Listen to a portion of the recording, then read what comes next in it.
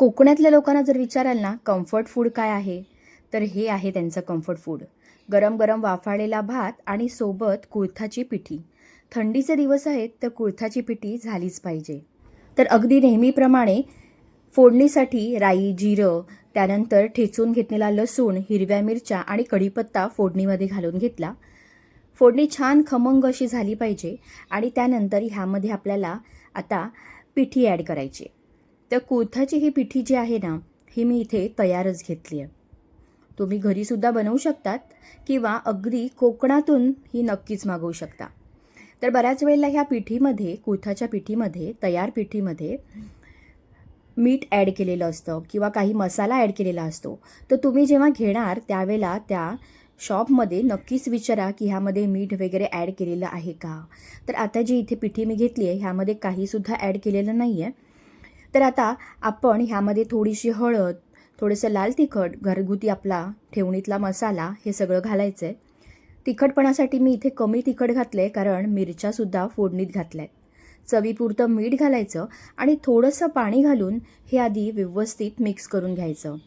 अगदी एकदम भरपूर पाणी घालाल तर पिठाच्या गुठळ्या होऊ शकतात. त्यामुळे आधी थोडंसं पाणी घालून हे व्यवस्थित मिक्स करून घ्यायचं आणि मग आपल्या गरजेप्रमाणे ह्यामध्ये भरपूर सारं पाणी घालायचं. कारण पिठी जेव्हा शिजते ना तेव्हा ती हळूहळू घट्टसर व्हायला लागते. तर कुळीथ हे जे आहे हे खूप उष्ण असल्यामुळे थंडीच्या दिवसामध्ये आपल्या शरीराला ह्यामुळे उष्णता मिळते. कुळीथ खाण्याचे बरेच सारे फायदे आहेत आणि कुळथाची एक उसळ, मोड काढून केलेली उसळ मी तुम्हाला दाखवली आहे. त्याची लिंक मी तुम्हाला डिस्क्रिप्शनमध्ये देते आणि त्यामध्ये खूप सारे कुळीथ खाण्याचे फायदेसुद्धा मी सांगितले आहेत. त्यामुळे थंडीमध्ये कुळथाचा समावेश तुम्ही आहारामध्ये नक्कीच करा. मला तर ही कुळथाची पिठी अगदी वाटीमध्ये घेऊन सूपसारखी प्यायला खूपच आवडते. तर आता इथे आपलं तुम्ही बघाल हे तयार केलेलं जे कुळथाचं पीठ पाण्यात कालवलेलं आपण फोडणीमध्ये घालून घेतलं आहे.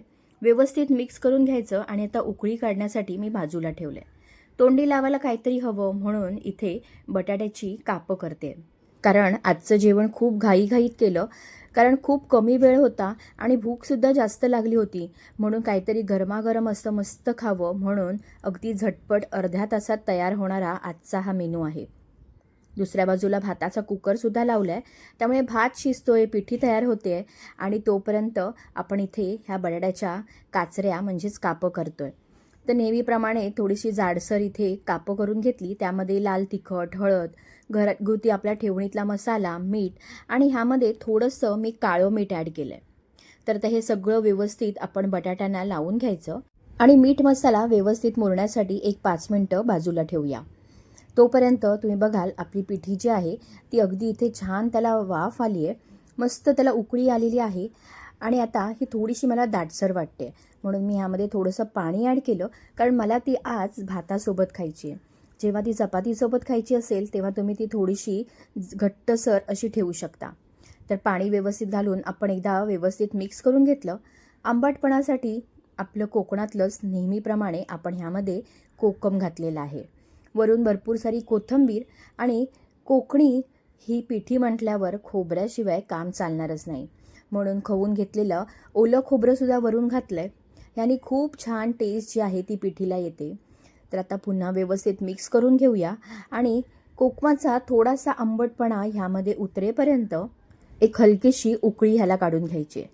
तर आता हे जे आहे आपण पिठी मी बाजूच्या गॅसवर इथे शिफ्ट करते आणि तोपर्यंत आपण आपल्या काचऱ्या ज्या आहेत त्या करून घेणार आहोत. तर अगदी तांदळाच्या पिठामध्ये हे सगळे जे बटाट्याची कापं आहेत ही आपण कोट करून घेतली आहेत. तुम्हाला रवा आवडत असेल तर तुम्ही तांदळाच्या पिठात थोडासा रवासुद्धा ॲड करू शकता आणि त्यानंतर तव्यावरती अगदी पटापट अशी ही कापं जी आहेत ती आपण अरेंज करून घ्यायची आहेत. तर आजच्या जेवणाला लेट होण्याचं कारण म्हणजे मुलीचा अभ्यास. तर अभ्यास घेताना पेपर होता सायन्सचा. त्यामुळे असं झालं की विषय निघाला की धडा शिकवताना त्यामध्ये फोटोसिंथेसिस म्हणजे काय, how leaves prepare their food. तर ह्या सगळ्यावरती चर्चा करताना तिने मला एक प्रश्न विचारला. आई, रामू आणि शामू ही 2 मुलं असतात. दोघांना सारखंच सीड्स दिलेलं असतं, सॉईल दिलेलं असतं, सनलाईट दिलेलं असतं आणि त्याचा उपयोग करून ते 2 वेगवेगळ्या कुंड्यांमध्ये आपली झाडं लावतात. झाड वाढण्यासाठी जे काही पोषक वातावरण आवश्यक असतं ना, ते दोघांनाही सारखंच दिलं आहे. तरीसुद्धा एकाची वाढ ही खूप छान होते आणि दुसऱ्याचं झाड मात्र छान वाढतच नाही. तर असं का होत असेल? ह्या प्रश्नाचं उत्तर मी सुद्धा काही विचार करून तिला दिलं. पण ती म्हणाली, की "आई, तुझं उत्तर चुकलेलं आहे." मग शेवटी तिनेच मला उत्तर सांगितलं आणि तिचं उत्तर ऐकून मी सुद्धा त्यामधून खूप काही शिकून गेले. तर तिने मला सांगितलं, की "आई, रामू जो होता ना, तो आपल्या झाडाला खूप छान त्याच्याशी संवाद साधायचा. त्याला रोज सांगायचा, की तुला मोठं व्हायचं आहे.